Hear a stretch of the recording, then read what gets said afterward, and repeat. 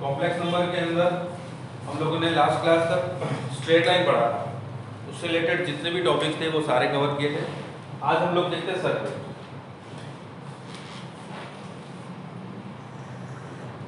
Circle ये जो हम लोग लिखते हैं modulus of Z equal to 3 4 जो भी वैल्यूज हम लोग लिखते हैं, इसका मतलब क्या है? ये कोई कॉम्प्लेक्स नंबर जेड, उसकी ओरिजिन से उस पॉइंट के बीच की डिस्टेंस है वो 3 है।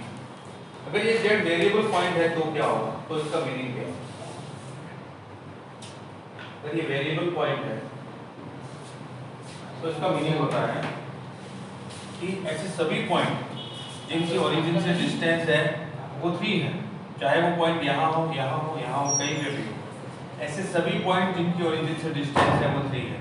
तो इन सभी को ज्वाइन करूँ तो जो कर्व बनता है वो होता है सर्कल, जिसका सेंटर है वो ओरिजिन में होता है और डिस्टेंस ये 3 है। ये इसका मीनिंग है।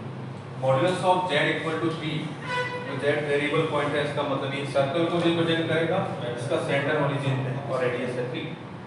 अगर कई बार ऐसा लिखा हुआ है तो modulus of z is less than equal to 4, इसका मतलब है, इसका मीनिंग होता है कि 4 यूनिट रेडियस का एक सर्कल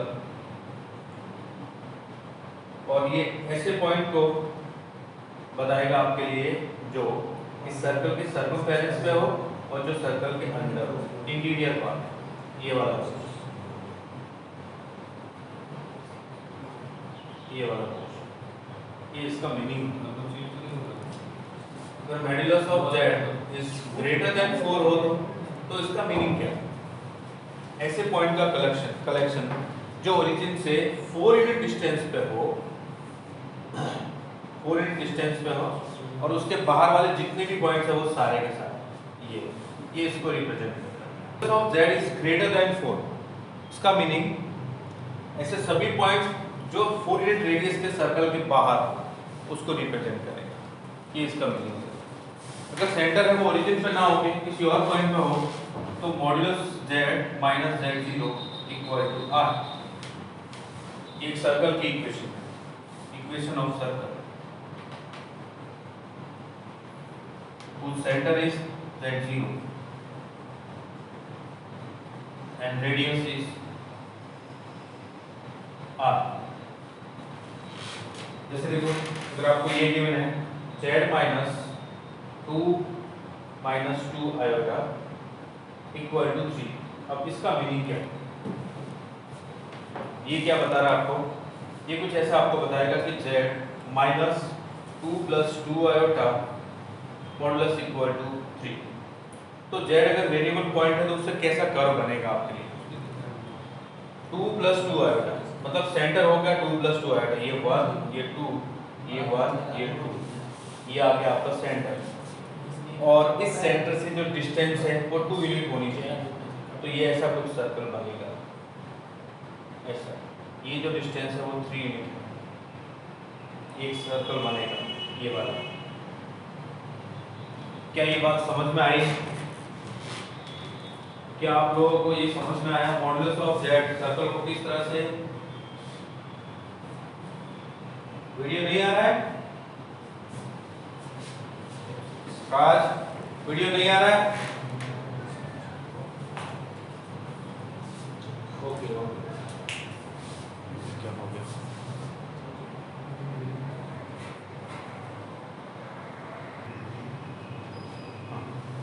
अब ये बोर्ड पे क्या लिखा हुआ है वो दिख रहा है क्या आप लोगों को? राज, अभी तो क्लियर दिख रहा है ना? चलिए आप इसका स्क्रीनशॉट ले लीजिए कि जो भी बोर्ड पे लिखा हो उसका स्क्रीनशॉट लीजिए। नेक्स्ट देखते हैं।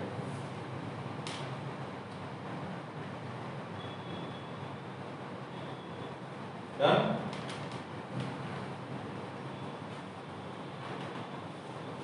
देखिए,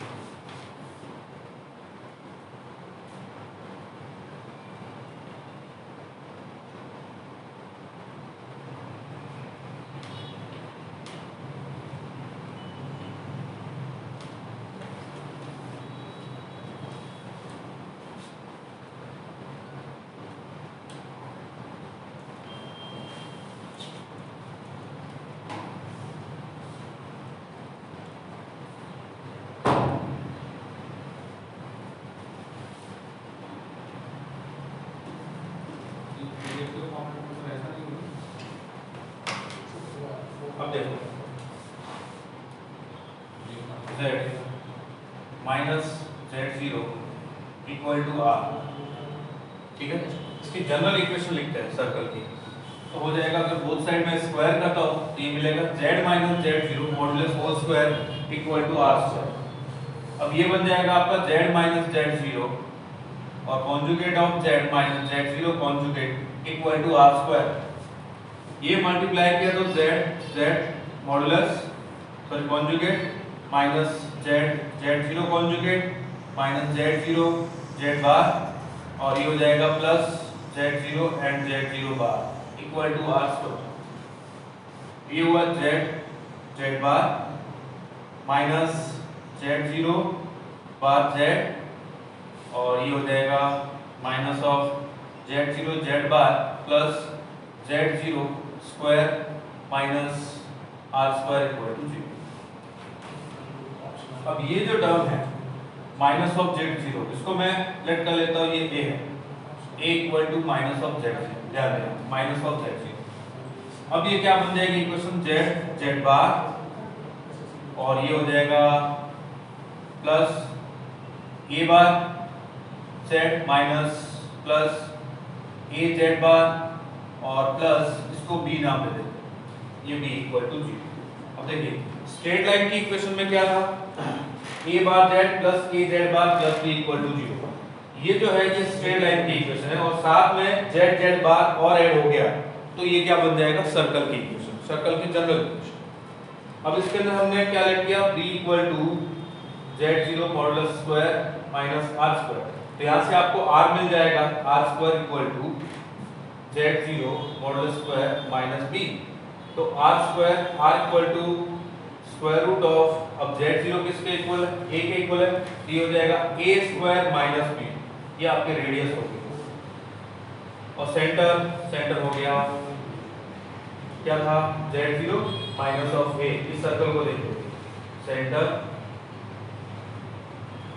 माइनस ऑफ a, ये आपका सेंटर, ठीक है, और ये रेडियस, ये सर्कल की इक्वेशन, ठीक है। चलिए छोटा सा इक्वेशन करते हैं हम लोग।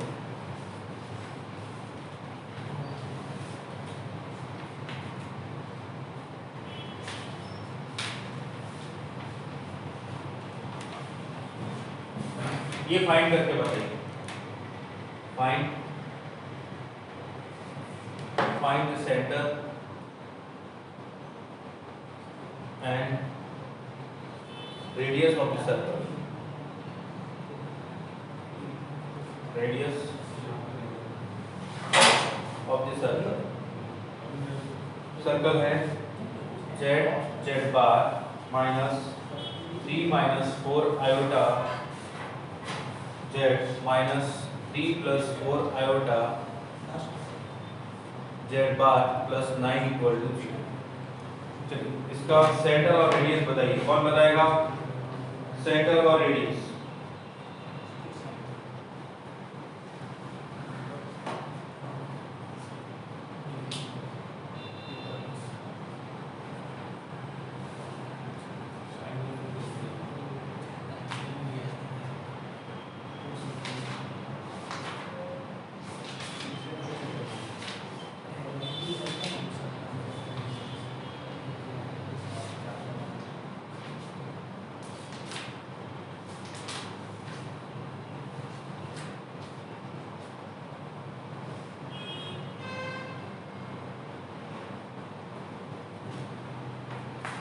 हाँ, रेडियस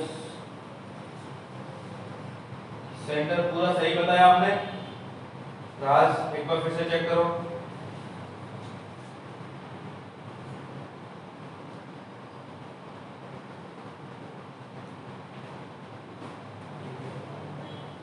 सेंटर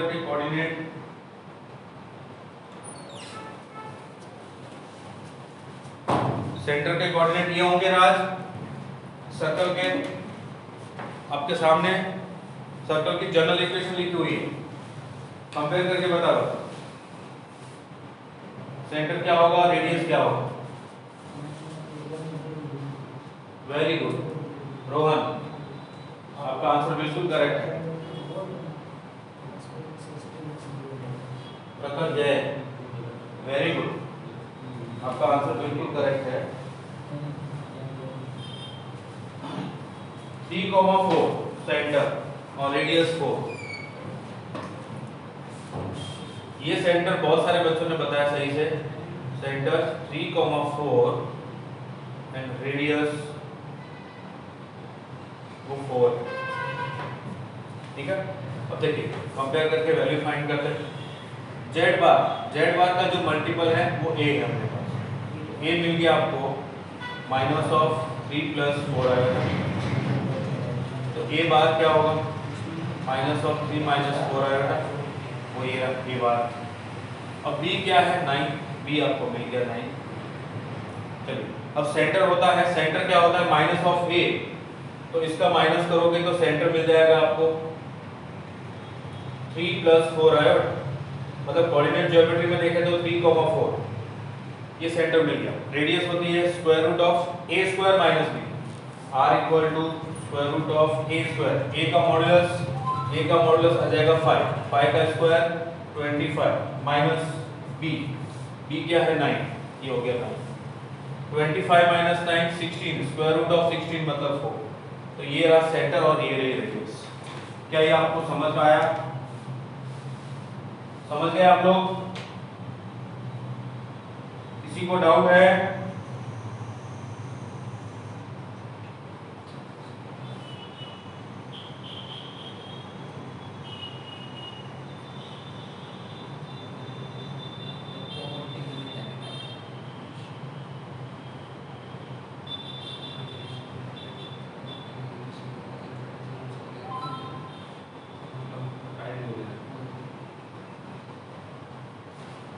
नो डाउट। चलिए आप स्क्रीनशॉट ले लीजिए। नेक्स्ट सर्कल से रिलेटेड बहुत सारे और भी लॉकस हैं, वन बाय वन सारे डिस्कस करते हैं हम लोग।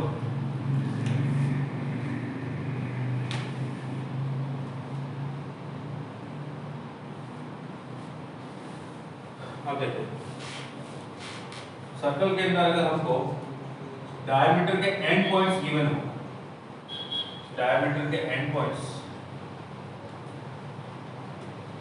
तो सर्कल की इक्वेशन कैसे लिखेंगे?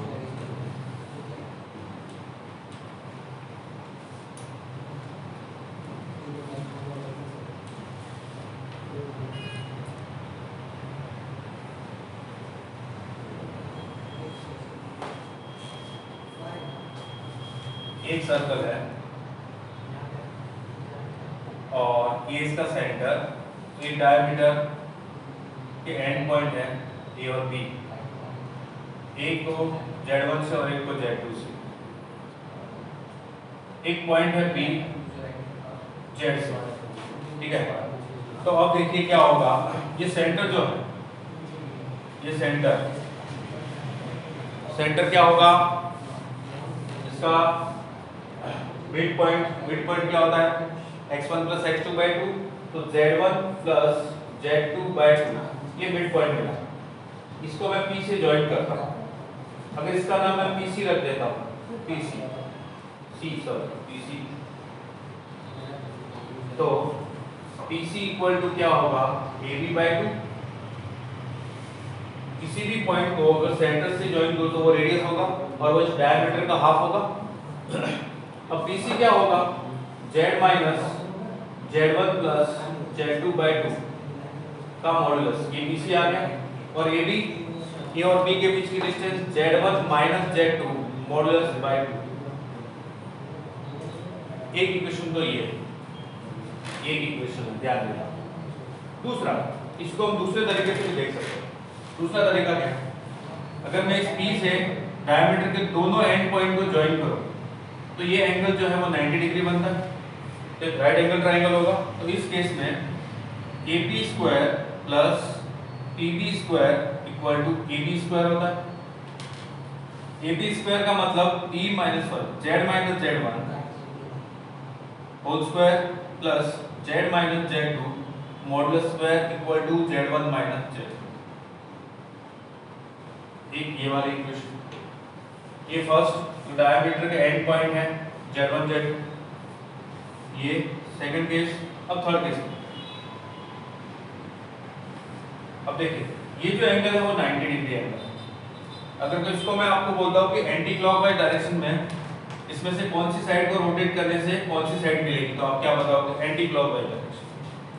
ये AB को मैं रोटेट करूंगा AB की तरफ, PB की तरफ, 90 डिग्री एंगल बनेगा एंटी क्लॉकवाइज डायरेक्शन के अंदर।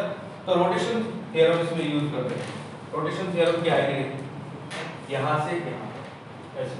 तो argument of Z minus Z2 वो बनेगा Z माइनस Z1 को रोटेट करने से, और वो आएगा पाई बाय 2। प्लस माइनस लिख देते हैं अगर आप इस तरह से मूव करोगे तो।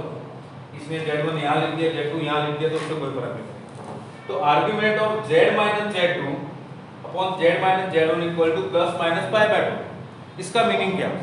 किसी कॉम्प्लेक्स नंबर का argument plus minus pi by 2 है, इसका मतलब वो इमेजिनरी एक्सिस पे होगा, इस एक्सिस पे, इस एक्सिस पे, और इस एक्सिस पे है तो वो कॉम्प्लेक्स नंबर कैसा होगा? Purely imaginary. तो ये जो कॉम्प्लेक्स नंबर है पूरा ये वाला, ये कैसा होगा? Purely imaginary. ये इमेजिनरी होगा, ठीक है। अगर कोई कॉम्प्लेक्स नंबर प्योरली इमेजिनरी है तो उसका कॉन्जुगेट, और उसमें क्या रिलेशन होता है? उसका कॉन्जुगेट उसके नेगेटिव टाइप के इक्वल होता है। ऐसा क्यों? जैसे मान लो मैंने बोला Z equal to 0 plus 3 iota, अब इसका कॉन्जुगेट तो वो क्या हो जाएगा? माइनस ऑफ 3 आयोटा, मतलब Z bar equal to minus of Z। ये होगा प्योरली रियल है। तो हम क्या लिख सकते हैं? Z minus Z2 upon Z minus Z1 equal to minus of Z bar minus Z2 bar upon Z bar minus Z1 bar. ये बन जाएगा। अब क्रॉस मल्टीप्लाई करता हूँ, ये बन जाएगा Z minus Z2 into Z bar minus Z1 bar equal to minus of Z bar minus Z2 bar into Z minus Z1। ये इधर आ गया तो Z minus Z1 Z bar minus Z2 bar plus Z minus Z2 and Z minus Z2 bar Z1 equal to 0।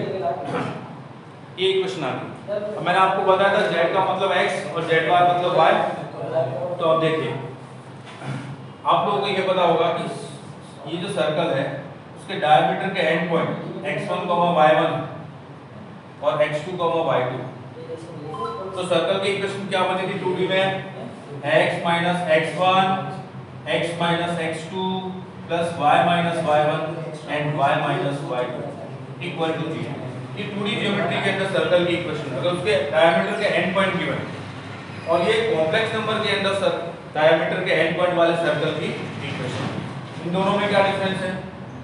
x z की जगह x और z बार की जगह y। तो ये हो जाएगा z माइनस z1 इंटू उसके साथ दूसरा x आएगा z bar minus z2 bar plus z minus z2 and z bar minus z1 bar equal to 0। किसी को डाउट हो तो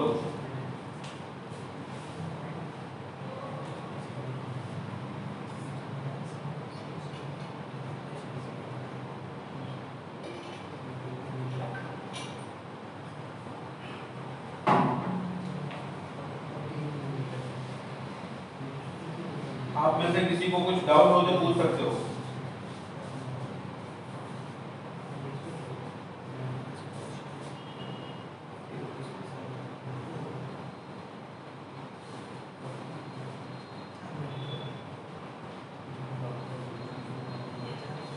हाँ बोलो त्रिशा, आपका डाउट है त्रिशा का। बोलो त्रिशा, क्या डाउट है आपको?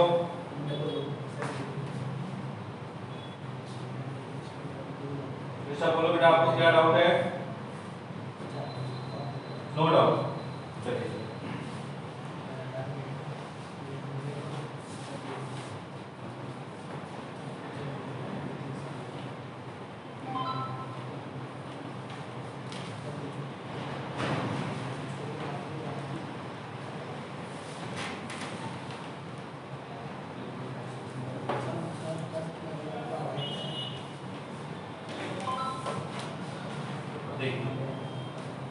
सर्कल की एक और इक्वेशन बताई थी आपको।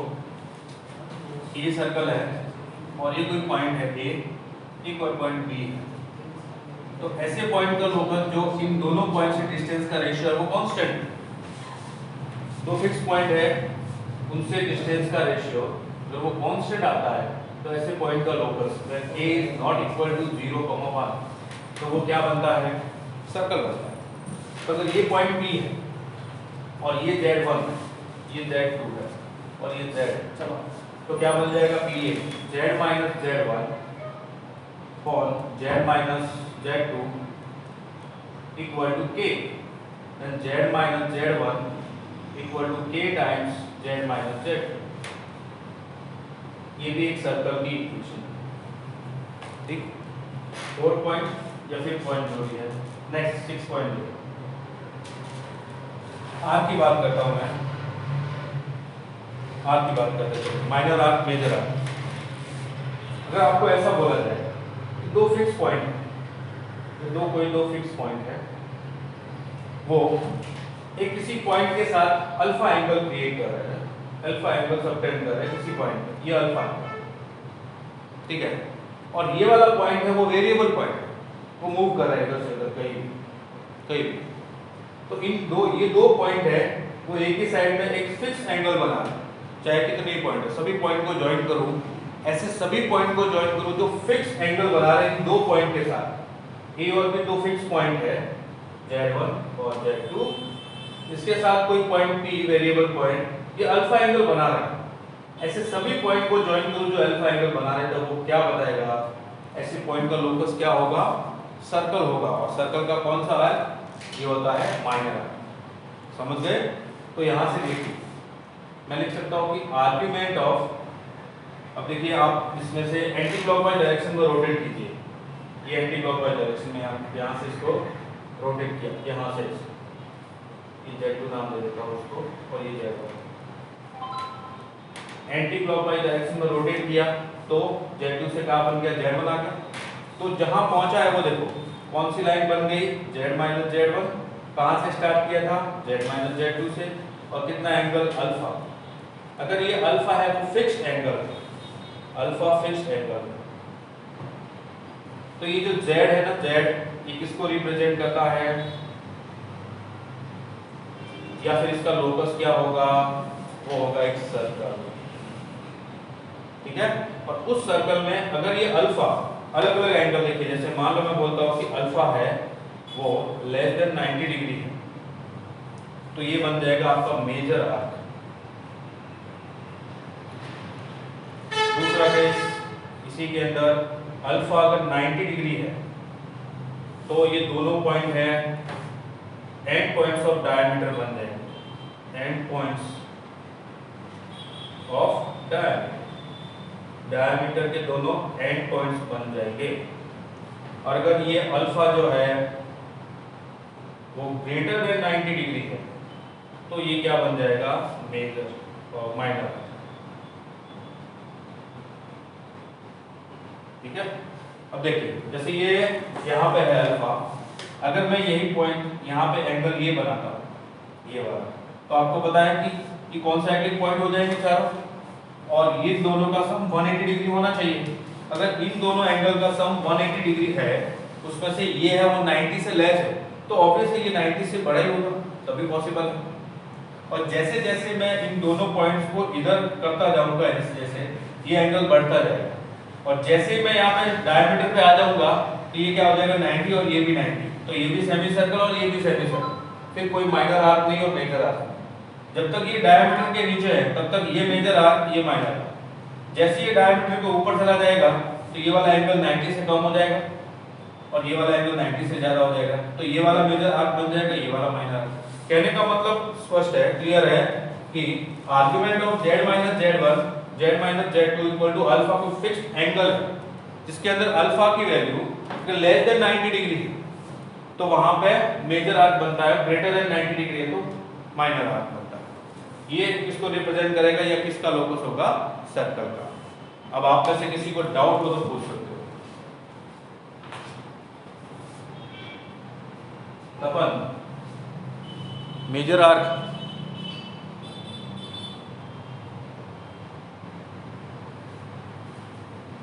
हाँ मैंने बता दिया, मेजर आर्क, माइनर आर्क और डायमीटर तीनों बता दिया।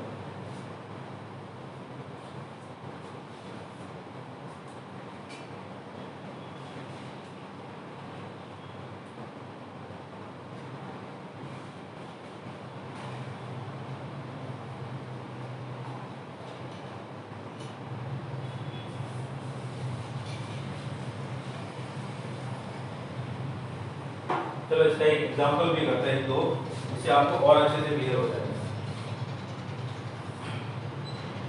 स्क्रीनशॉट हो गया, स्क्रीनशॉट डन।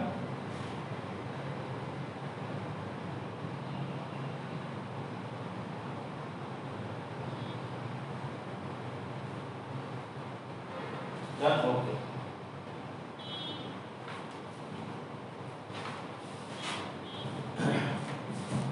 अब देखिए यहाँ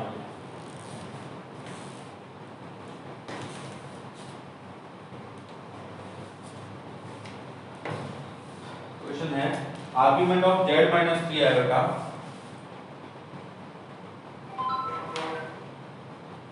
z minus 3 iota upon z minus 2 equal to pi by 4।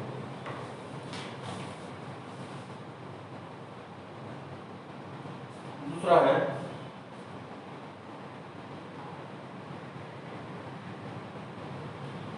Argument of z minus 2 on z minus 3 iota equal to pi by 4। हाँ, ये दोनों क्या क्या बताएंगे आपके लिए, किसका लोकस होगा z, और देखें करना क्या है। एक z है वो वेरिएबल पॉइंट है, 3 आयोटा और 2, ये मैं बना देता हूँ इधर। ये 3 आयोटा का मतलब इधर 1 2 और 3, ये 3 आयोटा आ गया इधर, तो एक पॉइंट तो ये बन गया। दूसरा पॉइंट 2, ये 1 और ये 2, दूसरा पॉइंट यहाँ आ गया, ये वाला a point 2,0 and b point 0,3, ये आ गया। अब क्या बोला है, 2 से 3 की तरफ, 2 से 3 की तरफ आपको एंटी क्लॉकवाइज डायरेक्शन में रोटेट होना है, जिससे पाई बाय 4 एंगल बन जाए। एंटी क्लॉकवाइज डायरेक्शन, क्योंकि एंगल कितना है, प्लस है, अगर ये माइनस होता तो क्लॉकवाइज, एंटी क्लॉकवाइज। तो z कहाँ होना चाहिए, देखिए मैं बोलता हूँ कि z यहाँ होना चाहिए। अब मैं इसको ज्वाइन करता हूँ, जैसे मैं इसको ज्वाइन किया तो ये जैसे घूमेगा 2 से 3 की तरफ, तो ये वाला एंगल तो क्या बन गया, क्लॉकवाइज हो गया, क्लॉकवाइज। इसका मतलब z यहाँ नहीं होगा, z कहीं इधर होगा, z कहीं इधर। अब इसको ज्वाइन करो, अब देखो ये 2 से 3 की तरफ, ये एंटी क्लॉकवाइज डायरेक्शन में मूव हुआ, कितना, पाई बाय 4 एंगल से। तो ये क्या बताएगा, सर्कल को। लेकिन ये कौन सा वाला पार्ट सर्कल का एंगल है वो 90 से लेस है, तो मेजर आर्क। तो एक ऐसा सर्कल बनेगा जिसका ये वाला पोर्शन है वो मेजर आर्क बनेगा और ये माइनर आर्क। तो ये इसको बताएगा, ये वाला पोर्शन यहाँ से यहाँ तक। ब्लैक इंक से करता हूँ, ये वाला पोर्शन, ये सर्कल का एक आर्क है, ये वाला पोर्शन। क्या ये बात समझ आई आप लोगों को, समझ आई? चलिए दूसरा वाला देखते हैं। दूसरा क्या है, z माइनस 2, ये 1 ये 2 और 1 2 3, ये पॉइंट, एक ये पॉइंट है, एक ये पॉइंट। अब आपको 3 से 2 की तरफ जाना, ये 3 से 2 की तरफ, और पाई बाय 4 क्या है, पॉजिटिव है, इसका मतलब एंटी क्लॉकवाइज डायरेक्शन में जाना। तो ये 3 से 2 की तरफ एंटी क्लॉकवाइज डायरेक्शन, तो ऐसा होगा। अगर मैं पॉइंट यहाँ लेता हूँ, ये 3 से 2 की तरफ, ये तो कैसा हो जाएगा एंगल। अगर मैं ऐसे मूव करता हूँ, ऐसे 3 से 2 की तरफ, देखिए ये 3 है नीचे, ऊपर 2 है, तो 3 से 2 की तरफ जाना है। ये 3 से 2 की तरफ जाऊंगा तो एंगल कितना हो जाएगा, ये एंटी क्लॉकवाइज होगा, तो पॉइंट कहाँ होगा, z यहाँ। और एंगल कितना है, पाई बाय 4, तो इधर मेजर आर्क बनेगा, एक ऐसा सर्कल बनेगा, ऐसा ये सर्कल बनेगा, और इधर जो है वो मेजर आर्क होगा, ये मेजर आर्क बनेगा, और इधर जो है वो माइनर आर्क। समझ गए, ये मेजर आर्क, ये पॉइंट है वो z पॉइंट, जो वेरिएबल पॉइंट है। क्या कुछ समझ में आया? अगर यहाँ पे माइनस पाई बाय 4 होता, यहाँ पे माइनस पाई बाय 4, तब आपसे, अब आपको 3 से 2 की तरफ, ये 3 से 2 की तरफ क्लॉकवाइज डायरेक्शन में चलना। अब आपको क्लॉकवाइज चलना है, ऐसा क्यों? क्योंकि एंगल क्या है, नेगेटिव, नेगेटिव हो तो क्लॉकवाइज, पॉजिटिव हो तो एंटी क्लॉक। अब क्लॉकवाइज चलने के लिए आप ऐसे तो चलोगे नहीं, ऐसे चलोगे नहीं, आप ऐसे चलोगे 3 से 2 की तरफ ऐसे, तो पॉइंट Z यहाँ हो। अब आपको यहाँ से ज्वाइन करना पड़ेगा, यहाँ से ऐसे मूव करो क्लॉकवाइज। तो समझ में आया? इसको देखते हुए ये वाला जो होता है ये आपका इनिशियल लाइन होती है और ये टर्मिनल लाइन, इनिशियल रे टर्मिनल रे, यहाँ से यहाँ आपको ऐसे मूव करना है। अगर ये पॉजिटिव है तो एंटी क्लॉकवाइज, अगर ये नेगेटिव है तो क्लॉकवाइज। क्या ये बात समझ आई? समझ गए आप लोग?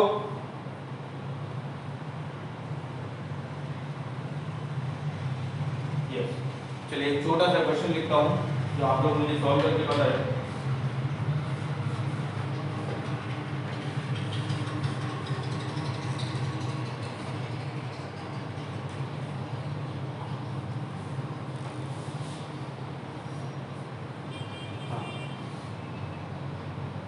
What is the locus of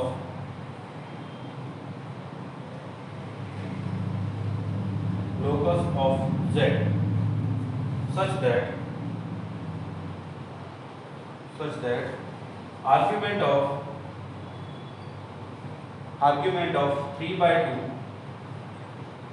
2z square minus 5z plus 3 by 3z square minus z minus 2 equal to 2 pi by 3। चलिए आपको इस z का लोकस बताना है।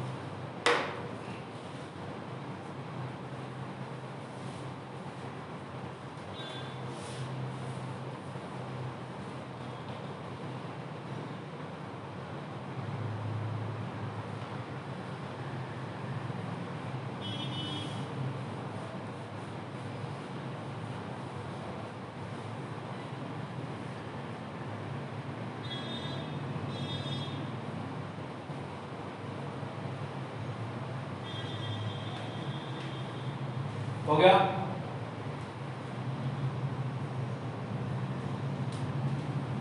डन? स्क्रीनशॉट हो गया? Screenshot done?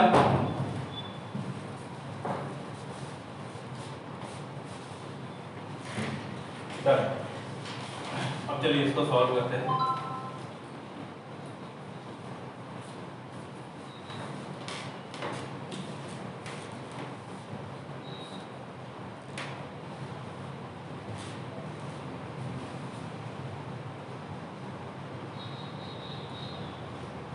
ये आप लोग प्रैक्टिस करते रहना घर पे। यहाँ से भी होमवर्क मिल जाएगा। अभी कॉम्प्लेक्स नंबर का ये फिनिश हो गया, कंप्लीट हो गया। अब देखिए ये क्या लिखा हुआ, आर्ग्यूमेंट ऑफ ये एंड ये इक्वल टू 2 पाई बाय 3। तो ये क्या बन जाएगा, आर्ग्यूमेंट की प्रॉपर्टी। आपको पता है आर्ग्यूमेंट ऑफ Z1 Z2 ये होता है argument of Z1 plus argument of Z2, ये आर्ग्यूमेंट की प्रॉपर्टी है। वैसे ही argument of Z1 by Z2 equal to argument of Z1 minus argument of Z2, ये आर्ग्यूमेंट की प्रॉपर्टी है। उससे इस प्रॉपर्टी को यूज करते हुए अगर हम इसको सॉल्व करने जाए तो एक कॉम्प्लेक्स नंबर तो ये रहा और दूसरा ये रहा, तो मैं इसको लिख सकता हूँ argument of 3/2 plus argument of 2z² minus 5z plus 3/3z² minus z minus 2 equal to 2π/3। अब देखिए आर्ग्यूमेंट ऑफ 3/2 एक रियल नंबर है, कोई पॉजिटिव रियल नंबर। अगर ये पॉजिटिव रियल नंबर है तो पॉजिटिव रियल नंबर का आर्ग्यूमेंट क्या होता है 0, क्योंकि ये रियल एक्सिस पे होगा, वो भी पॉजिटिव साइड इधर कहीं ना कहीं। यहाँ पे कोई भी पॉइंट है उसका आर्ग्यूमेंट 0। अगर नेगेटिव साइड कोई पॉइंट है तो उसका आर्ग्यूमेंट पाई, इधर कोई पॉइंट है तो उसका आर्ग्यूमेंट π/2 और ये इधर कोई पॉइंट है तो -π/2, तो इसका आर्ग्यूमेंट 0 हो गया। प्लस आर्ग्यूमेंट ऑफ ये, इसको मिडिल टर्म स्प्लिट करके दो फैक्टर बनाते हैं तो ये बन जाएगा 2z² minus 2z minus 3z plus 3/3z² minus 3z plus 2z minus 2 equal to 2π/3।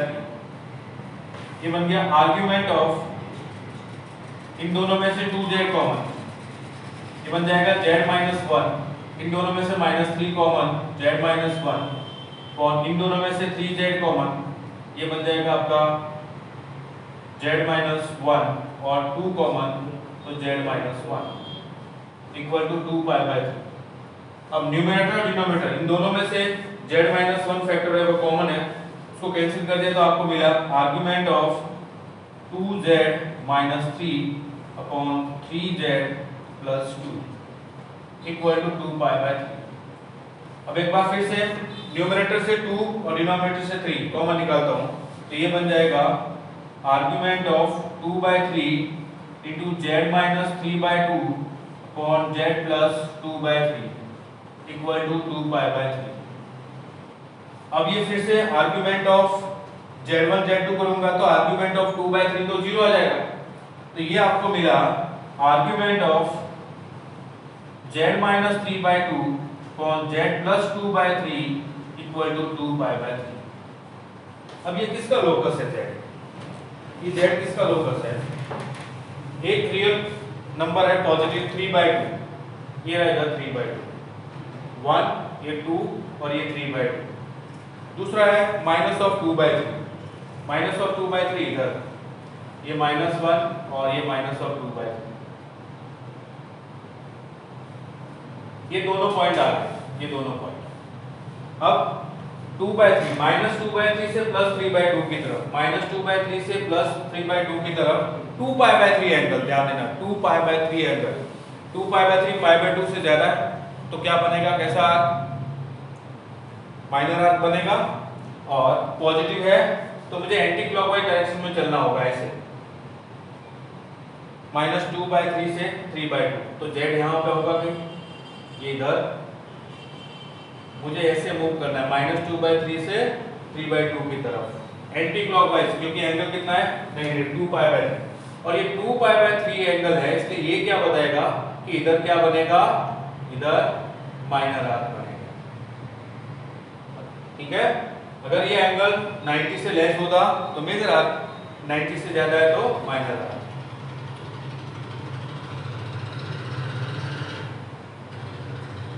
ऐसा कुछ बनेगा 2π/3। ठीक है, तो ये z का लोकस क्या हुआ, इस z का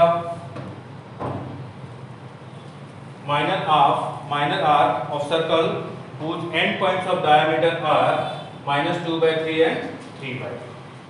क्लियर है? वहां में से किसी को डाउट हो तो पूछ सकते हैं। लास्ट सेकंड स्टेप्स से देखिए। ओके, लास्ट सेकंड स्टेप, इसमें देखिए z-1 कॉमन, 2z-3 और 3z प्लस 2। न्यूमरेटर में से इस z को सिंगल करना है तो मैं 2 कॉमन निकाला तो ये बन जाएगा z-3/2, ये 2 कॉमन। डिनोमिनेटर में से z को सिंगल करना है तो 3 कॉमन, ये बन जाएगा z प्लस 2/3, ये 3 बाहर। अब ये जो आर्गुमेंट है 2/3 एक रियल नंबर है, पॉजिटिव रियल नंबर, उसका आर्गुमेंट होता है 0। तो वो हमने यहाँ पे लिखा। जैसे देखो इसका बनाएगा आर्ग्यूमेंट हम 3/2, इसका 0, वैसे इसका भी 0 हो जाएगा, तो वो हमने नहीं लिखा। फिर ये बच गया ये। अब इसमें क्या है, आपने रोटेट किया है इसको यहाँ से यहाँ तरफ 2π/3 एंगल से, वो भी एंटी क्लॉकवाइज डायरेक्शन में। तो हमने वही किया, यहाँ से यहाँ ऐसे एंटी क्लॉकवाइज डायरेक्शन में 2π/3 से, और एंगल ये है वो 90 से ग्रेटर है, तो यहाँ पे क्या बन जाएगा, माइनर आर, तो यहाँ बन जाएगा मेजर आर। तो जेड का लोकस समझ आया आप लोगों को? जेड का लोकस क्लियर है?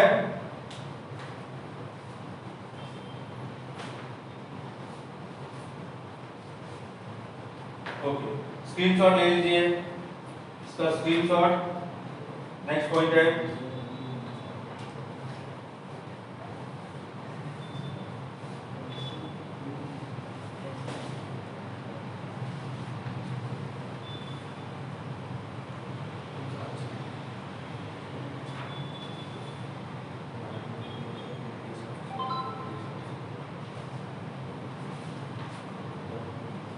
Done, screenshot done.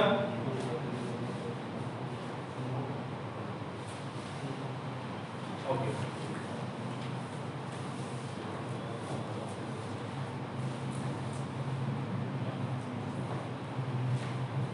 आज आपका ये सर्कल कंप्लीट हो जाएगा। कल हम लोग कॉम्प्लेक्स नंबर के ज्योमेट्री से रिलेटेड जिस तरह से क्वेश्चन पूछे जाते हैं जेईई के अंदर या बिट्स पिलानी है जो भी आपके एग्जाम्स है उसके अंदर, उससे रिलेटेड कुछ प्रैक्टिस करेंगे हम लोग। और मंडे से हम लोग ट्रिग्नोमेट्री का फेज 2 स्टार्ट करेंगे। मंडे से ट्रिग्नोमेट्री का phase 2 in centre of equation of circle passing through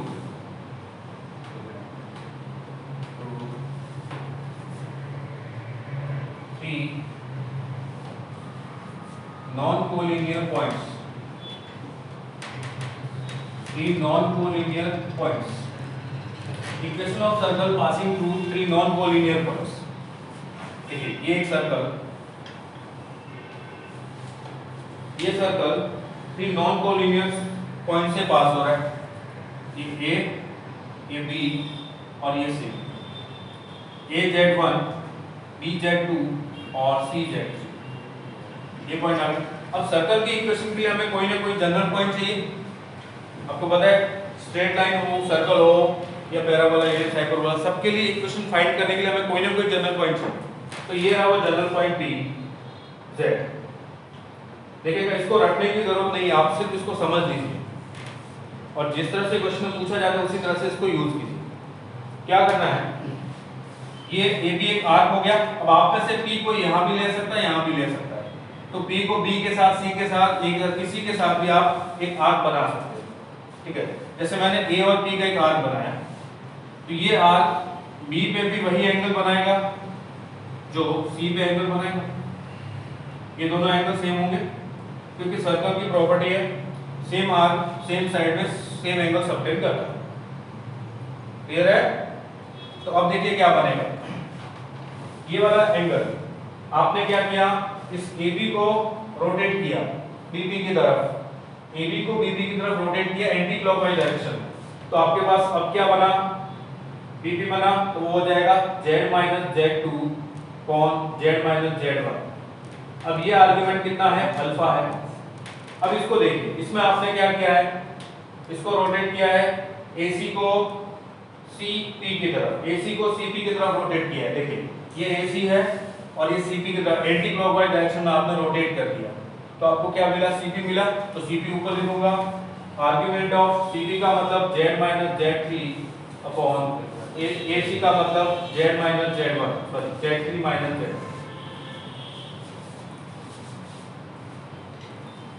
Z1, Z - Z3 और ये बन जाएगा Z1 - Z3।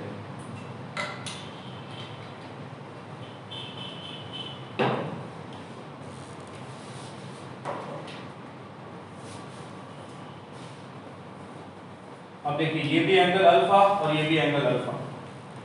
अब ये दोनों एंगल अल्फा है तो दोनों इक्वल होंगे, तो argument of Z - Z2 on Z1 - Z2 equal to argument of Z - Z3 upon Z1 minus Z3।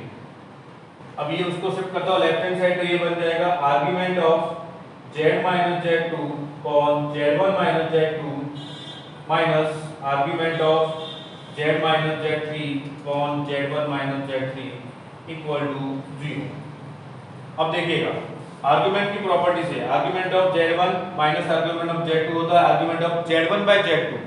इसका रेसिप्रोकल करूंगा तो ये बन जाएगा argument of Z minus Z2 upon Z1 minus Z2 into बन जाएगा, ये डिवाइड करूंगा तो रेसिप्रोकल होगा into Z1 minus Z3 upon Z minus Z3। ये कॉम्प्लेक्स नंबर आ गया इक्वल टू 0। अगर अब ये पूरा का पूरा एक कॉम्प्लेक्स नंबर हो गया। अगर किसी कॉम्प्लेक्स नंबर का आर्गुमेंट 0, इसका मतलब वो कैसा कॉम्प्लेक्स नंबर है? Purely real. तो ये जो कॉम्प्लेक्स नंबर है अब ये प्योरली रियल हो गया। कॉन्सेप्ट को समझा, रटने की जरूरत नहीं, कॉन्सेप्ट को समझो। ये आर्गुमेंट देखिए पहले क्या किया, ये भी रोटेट हुआ पीबी की तरफ, ये तो ये बी है, ये क्या बन जाएगा Z माइनस Z1, ऊपर आएगा Z माइनस Z2 क्योंकि पीबी की तरफ आया है, नीचे बन जाएगा Z माइनस Z2। अब ये भी रोटेट हुआ है AC पीबी की तरफ, तो ये बन जाएगा आपका क्या Z माइनस Z3, ऊपर आएगा नीचे आ जाएगा Z1 माइनस Z2। ये दोनों एंगल इक्वल है, दोनों को इक्वल किया, इसको शिफ्ट किया लेफ्ट हैंड साइड और आर्गुमेंट की प्रॉपर्टी यूज की। अब ये प्योरली रियल है, आर्गुमेंट 0 है, तो कोई कॉम्प्लेक्स नंबर प्योरली रियल है तो कॉम्प्लेक्स नंबर और उसका कॉन्जुगेट दोनों इक्वल होते हैं, तो ये और इसका कॉन्जुगेट इक्वल आएगा। तो Z minus Z2 upon Z1 minus Z2 into Z1 minus Z3 upon Z minus Z3 equal to इसका conjugate Z conjugate minus Z2 conjugate upon Z1 conjugate minus Z2 conjugate into Z1 conjugate minus Z3 conjugate upon Z conjugate minus Z3 conjugate. ये condition आ गई। तो 3 points है, वो 3 point से पास होने वाले सर्कल की इक्वेशन, नॉन कोलिनियर पॉइंट से पास होने वाले सर्कल की इक्वेशन। क्लियर है? बाप में से किसी को डाउट हो तो पूछ सकते हो, नहीं तो स्क्रीनशॉट ले लीजिए।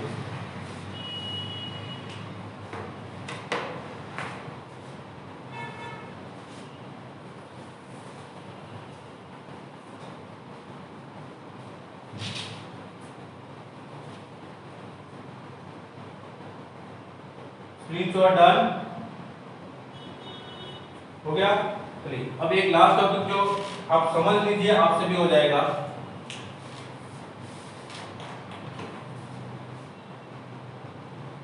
आर्ग्यूमेंट मल्टीप्लिकेशन नहीं है बेटा, ये डिवीजन ही है। जैसे आप ऐसे मल्टीप्लाई डिवीजन करते हो ना, a by b upon c by d, तो आप इसको क्या लिखते हो a by b into d by c। ये वाला यूज किया है इसके अंदर, ये वाला कंसेप्ट, ये डिवीजन ही है, माइनस है तो डिवीजन ही आएगा, लेकिन रेसिप्रोकल हो गई ये मल्टीप्लाई हो जाएगा। ठीक है, ये वाला कंसेप्ट है। लास्ट है 4 पॉइंट्स आर कॉन्साइक्लिक हो, 4 पॉइंट्स आर कॉन्साइक्लिक। चारों पॉइंट है एक ही सर्कल में हो तो उसकी क्या कंडीशन होती है, आप उसके कंसेप्ट को सिर्फ समझ लीजिए। जैसे ये आपने 3 पॉइंट्स वाला समझा है, उसके अंदर 4 पॉइंट्स में क्या चेंज होगा, ये जो Z था इसकी जगह 4 पॉइंट आ जाएगा Z4। ठीक है, इस 4 points Z1 Z2 Z3 Z4 are concyclic points। नहीं, ये Z1 ये Z2 हो जाएगा, ये Z3 और ये Z4। अब फिर वही आपको वही करना है, ये Z1 Z2 मिलके B और C में दोनों जगह एक ही एंगल बनाएंगे, तो आर्ग्यूमेंट ऑफ ये बनाएगा Z3 minus Z2 upon Z3 minus Z1 equal to ये दोनों मिलके सेम एंगल बनाएंगे, ये बन जाएगा argument of Z4 minus Z2 upon Z4 minus Z1। अब फिर आर्ग्यूमेंट की प्रॉपर्टी लगाओ, प्योरली रियल होगा तो Z equal to Z conjugate, जो 3 पॉइंट्स के लिए आपको बताया था सेम वही चीज इसके लिए, Z की जगह Z4 आ। तो ये सर्कल से रिलेटेड जितने भी पॉइंट थे वो सारे के सारे डिस्कस हो गए। अब कुछ प्रैक्टिस बाकी है, ये कॉम्प्लेक्स नंबर की ज्योमेट्री से रिलेटेड, वो हम लोग कल करेंगे। कल कॉम्प्लेक्स नंबर की जो भी ज्योमेट्री पड़ी है आप एक बार अच्छे से देख लेना, कल इससे रिलेटेड प्रैक्टिस करेंगे और फिर मंडे से ट्रिग्नोमेट्री का फेज 2। आज के लिए इतना ही, आप स्क्रीनशॉट ले लीजिए।